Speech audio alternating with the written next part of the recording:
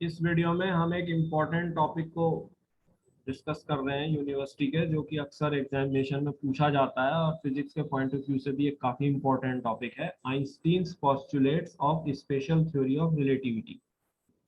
तो Albert Einstein ने दो मेन पोस्टुलेट दिए थे, राइट। तो सबसे पहले हम आइंस्टीन के फर्स्ट पोस्टुलेट को डिस्कस करते हैं, जो आइंस्टीन्स फर्स्ट पोस्टुलेट, जिसको प्रिंसिपल ऑफ इक्विवेलेंस भी कहा जाता है, राइट। तो मान लीजिए एस और एस डैश जो है वो दो इनर्शियल फ्रेम्स हैं। तो इनर्शियल फ्रेम्स मतलब कि इनके ऊपर कोई भी एक्सटर्नल फोर्स जो है वो नहीं लग रही है, right. No external force is applied on them.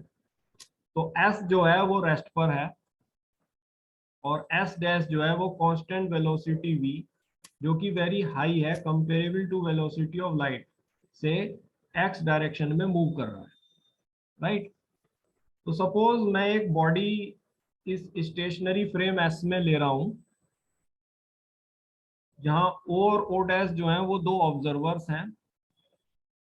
ओ जो है वो स्टेशनरी फ्रेम एस में है, यानी कि ऑब्जर्वर ओ जो है वो स्टेशनरी है, और ऑब्जर्वर ओ डैश जो है वो फ्रेम एस डैश में है, यानी कि वो कांस्टेंट वेलोसिटी वी से एक्स डायरेक्शन में मूव कर रहा है। तो सपोज मैंने स्टेशनरी फ्रेम एस में एक बॉडी को कंसिडर किया है जिसका मास जो है वो m है, और इस बॉडी पर सपोज मैंने एक फोर्स F को लगाया है। तो इस फोर्स के इफेक्ट में आकर के बॉडी जो है वो एक्सेलरेट होगी। तो मान लीजिए उसका एक्सेलरेशन a है। तो न्यूटन के सेकंड लॉ से ये एक्सेलरेशन हम निकाल सकते हैं, a is equal to F by m, right. Suppose इसी बॉडी को मैं अब इस फ्रेम में ले लेता हूं, फ्रेम एस डैश में, सेम बॉडी। तो I am taking it same mass m। मान लीजिए इस फ्रेम एस डैश में भी मैंने सेम फोर्स लगाई है, एग्जैक्टली सेम फोर्स लगाई है F इस बॉडी पर। तो इस फोर्स के इफेक्ट में आके ये बॉडी एक्सेलरेट हो रही है, और सपोज इसका एक्सेलरेशन इज a। तो अगेन न्यूटन के सेकंड लॉ से जो एक्सेलरेशन इस फ्रेम में इस बॉडी को हो रहा है वो होगा a is equal to F by m, right. तो हम ये कह सकते हैं कि इस बॉडी का जो एक्सेलरेशन दोनों फ्रेम्स में है, चाहे वो रेस्ट फ्रेम हो, स्टेशनरी फ्रेम हो S, या वो मूविंग फ्रेम हो S डैश, जो कि कांस्टेंट वेलोसिटी v से मूव कर रहा है, वो सेम होगा, राइट। तो ये जो फिजिक्स का लॉ है, सेकंड न्यूटन का सेकंड लॉ है, वो दोनों फ्रेम में सेम है। तो यही लॉ नहीं, हम ये कह सकते हैं फिजिक्स के सारे लॉज, चाहे वो न्यूटन का फर्स्ट लॉ ऑफ इनर्शिया हो, चाहे वो इवन न्यूटन का third law of action reaction हो, चाहे फिजिक्स का एनी लॉ जो कि मैकेनिक्स से डील करता है, वो इन दोनों फ्रेम्स में सेम होगा, बिकॉज कोई इन दोनों फ्रेम पर कोई भी एक्सटर्नल फोर्स नहीं लग रही है, ये दोनों फ्रेम इनर्शियल हैं।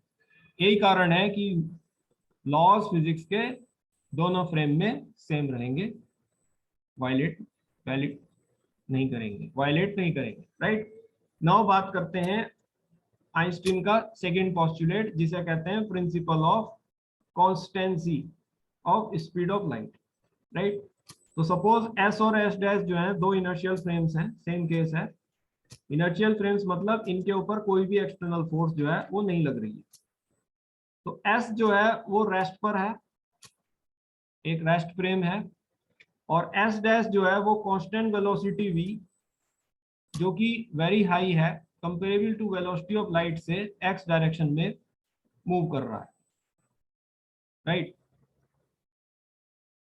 सपोज ओ और ओ डैश दो ऑब्जर्वर्स हैं। ओ जो है वो स्टेशनरी फ्रेम एस में है, यानी कि ऑब्जर्वर ओ जो है वो स्टेशनरी है, और ओ डैश जो है वो फ्रेम एस डैश में है, यानी ऑब्जर्वर ओ डैश जो है कांस्टेंट वेलोसिटी वी से एक्स डायरेक्शन में मूव कर रहा है। नाउ सपोज कोई लाइट बीम जो है हम इन दोनों फ्रेम्स में कंसिडर कर रहे हैं। तो इस लाइट बीम की वेलोसिटी जैसा ऑब्जर्वर ओ ने रिकॉर्ड की है वो है सपोज c, राइट। तो इस लाइट बीम की वेलोसिटी जो ऑब्जर्वर ओ डैश रिकॉर्ड करेगा वो भी c ही रिकॉर्ड करेगा। इस वेलोसिटी लाइट बीम की वेलोसिटी पर फ्रेम की वेलोसिटी का इफेक्ट नहीं आएगा, राइट, भले ही ये फ्रेम की वेलोसिटी वेरी हाई क्यों ना हो, which is comparable to velocity of light, इसके बावजूद भी इस फ्रेम की वेलोसिटी का इफेक्ट लाइट की वेलोसिटी पर नहीं आएगा, क्योंकि ये माइकलसन एंड मोल्डे एक्सपेरिमेंट के रिजल्ट से प्रूव हो चुका है कि लाइट की वेलोसिटी स्पेस में ऑल पॉसिबल डायरेक्शंस में कांस्टेंट होती है, और उस लाइट की वेलोसिटी पर सोर्स की वेलोसिटी का कोई भी इफेक्ट नहीं पड़ता है, वो सोर्स की वेलोसिटी से इंडिपेंडेंट होती है, irrespective of whatever is the velocity of source. Right, तो हम अर्थ की वेलोसिटी को कभी भी लाइट की वेलोसिटी के साथ जोड़ करके लाइट की वेलोसिटी नहीं निकालते हैं, चाहे अर्थ मूवी क्यों ना कर रही हो, लाइट की वेलोसिटी को हम कांस्टेंट सी लेते हैं, बिकॉज अर्थ जो है वो ईथर के साथ मूव कर रही है, और ईथर और अर्थ में कोई भी रिलेटिव मोशन नहीं है। ये माइकलसन एंड मोल्डे एक्सपेरिमेंट का रिजल्ट है। तो इसी वजह से ये जो वेलोसिटी वी है वो भले ही हाई क्यों ना हो, उसका इफेक्ट जो है वो लाइट बीम की वेलोसिटी पर नहीं आएगा। राइट, तो ये लाइट बीम की वेलोसिटी इस फ्रेम में भी जैसा ऑब्जर्वर ओ ने रिकॉर्ड की है वो सी ही रिकॉर्ड करेगा। तो यहां से आइंस्टीन का सेकंड पोस्टुलेट कहता है कि लाइट की वेलोसिटी दोनों इनर्शियल फ्रेम्स में, चाहे वो रेस्ट पर हो चाहे वो कांस्टेंट वेलोसिटी वी से मूव कर रहा हो, जो कि वेरी हाई है comparable to velocity of light ही क्यों ना हो, लाइट की वेलोसिटी दोनों फ्रेम में कांस्टेंट रहेगी, दोनों फ्रेम में सेम रहेगी, वो वेरिएंट नहीं होगी, वो इनवेरिएंट होगी, यानी कि वो चेंज नहीं करेगी। Right, so these are the two important postulates of Einstein. The first postulate explain principle of equivalence, जो कहता है कि जो लॉ एक फ्रेम में है फिजिक्स का जो कि रेस्ट पर है, वही लॉ दूसरे फ्रेम में भी होगा जो कि मूविंग है, कांस्टेंट वेलोसिटी से मूव कर रहा है, जब तक इन दोनों पर कोई भी एक्सटर्नल फोर्स नहीं लग रही है और ये दोनों इनर्शियल हैं। और दूसरा है principle of constancy of speed of light, जो कहता है कि लाइट की वेलोसिटी दोनों फ्रेमों में कांस्टेंट रहेगी, चाहे एक जो रेस्ट पर है उसमें और जो कांस्टेंट वेलोसिटी वी से मूव कर रहा है, तब तक जब तक इन पर कोई एक्सटर्नल फोर्स नहीं लगेगी, और ये दोनों इनर्शियल फ्रेम्स हैं। तो ये इनर्शियल फ्रेम्स पर ही ये लॉज वैलिड होते हैं। अगर ये नॉन इनर्शियल फ्रेम्स होते, यानी कि इन पर कोई एक्सटर्नल फोर्स लगती, तो उस एक्सटर्नल फोर्स का इफेक्ट इन बॉडी पर आता और ये फ्रेम एक्सेलरेटेड हो जाते, नॉन इनर्शियल हो जाते, तब आइंस्टीन के लॉज इनवैलिड होते हैं। आइंस्टीन का ये पोस्टुलेट प्रिंसिपल ऑफ इक्विवेलेंस और principle of constancy of speed of light valid नहीं होता है जब फ्रेम्स नॉन इनर्शियल होते हैं, ये केवल इनर्शियल फ्रेम पर ही वैलिड होता है।